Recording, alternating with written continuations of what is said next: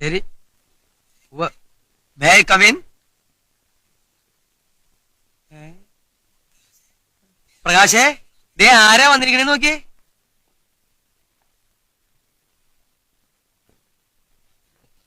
ഇതാര് കാഞ്ഞിരം കുറ്റിയോ? ആകൊന്ന് വൃത്തിയായിട്ടുണ്ടല്ലോ, എന്തു പറ്റി? സോറി, ഞാനിപ്പോ കാഞ്ഞിരംകുറ്റിയല്ല, ഇടക്ക് വെച്ച് പേരൊന്നും മാറ്റി. അതെന്താ? അതായത് ഈ കാഞ്ഞിരംകുറ്റി എന്ന് പറയുമ്പോൾ അതിലൊരല്പം കയ്പില്ലേ? ഉണ്ട്. എന്റെ കൃതികളിൽ ഉടനീളം വായനക്കാർക്ക് ഈ കയ്പ് അനുഭവപ്പെട്ടു. അത് കറക്റ്റാ. വായനക്കാർ നന്നാവാത്ത കാലത്തോളം ഈ സാഹിത്യ ലോകത്തിന് ഒരു ലക്ഷ്യം കിട്ടില്ല. അതുകൊണ്ട് ഞാൻ എഴുത്ത് നിർത്തി. അമൃതം ഖാദർ എന്ന പേരിൽ പുതിയ മേഖലകളിലേക്കാണ് എന്റെ കാൽവെപ്പ്.